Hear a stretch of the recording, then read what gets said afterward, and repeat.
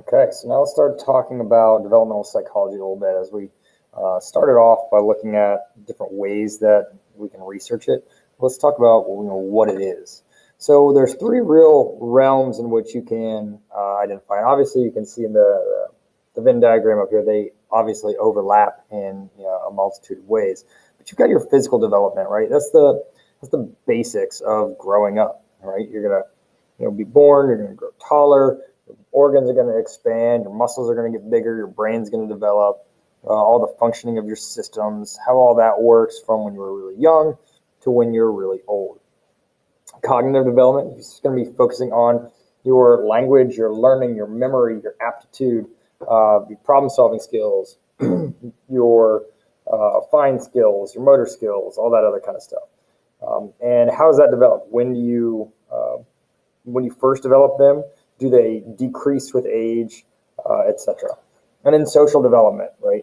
These are going to be, what type of family dynamic do you have? What is your personality, your friend group, your culture, your job, all of that. And we can look at using those same research bases, what is leading to different groups of people from different age ranges, demographics, sexes, different ethnic backgrounds, etc. To do these different things, have these type of friends to act in these ways socially.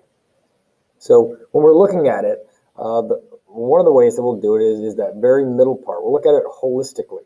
Okay? We can look at it from your entire life, from essentially conception through death, and look at it in all three of these ways. And you can use those cross-sectional studies to be able to do so. And take a look at, as you're growing and developing, how are you cognitively developing at the same time, as well as looking at it across boundaries with socio-emotional type development with friends, family, and everyone else that you're close to. So when we're looking at periods of life and what we're talking about, these are pretty standard ways of being able to break them down. Your prenatal period is from conception to the time of birth. Neonatal is going to be your newborn, right? You've probably heard of that in the hospitals, the neonatal intensive care units, stuff like that. Those are the really young babies, only about a month old. Infancy to toddlerhood, okay? So you're looking at about 1 month old to about 2 years of age.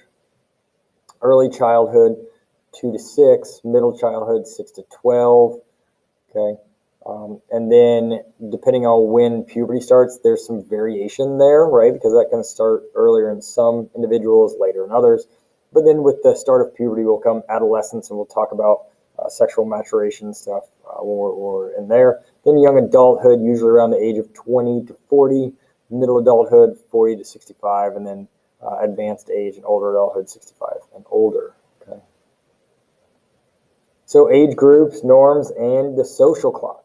Some other things to just be aware of. So we're looking at age grade, age stratum, also, if you will. Okay, these are going to be defined age groups within a society.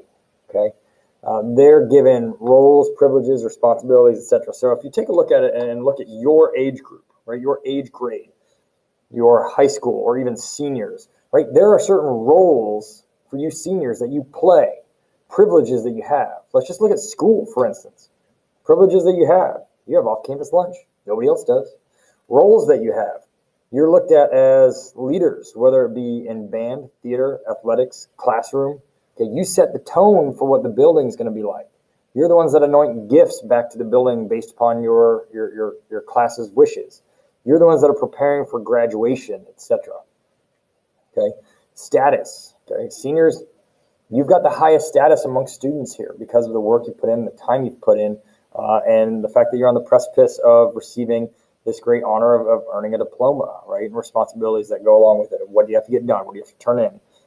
College applications if you're doing that, job hunting, etc. Then you can look at norms, right? So then you can look at kind of based on the age grades, okay? What should or should not these people be doing? What should you seniors be doing? What is normal to be doing right now? What is not normal? So when we look at maybe a senior that is pulled back, that isn't turning stuff in, that isn't meeting requirements for graduation, that is still getting in trouble, right? That is something that may be an outlier for those norms versus somebody that has got all their applications turned in, has an idea of what's going on, turned in their diploma presenter forms, and all the other stuff that they're supposed to do. Okay, and that's true of all the different ages. And then the social clock. Okay, these norms influence how we go about our daily lives, right? When and what we're gonna do. This gives you like a time frame to understand where about everybody should be and what they should be doing, and going back up to the age norms, what's normal, okay? And are they where they're supposed to be, okay? So that gives, if we're still talking about seniors in high school, that gives us teachers and the administrators an opportunity to evaluate, to make decisions on, to support somebody who might be behind, or to advocate for somebody who may be ahead to be able to have different opportunities. Okay, this is something that we saw earlier. I'm not even going to go over it, but again, it's just intuitive and counterintuitive findings about development. I think we've actually read this twice up to this point. So there we go. Now we know kind of how we're breaking these down, and we'll start getting into in the next one some of the perspectives, some of the stages, some of the theories, theorists, and so on.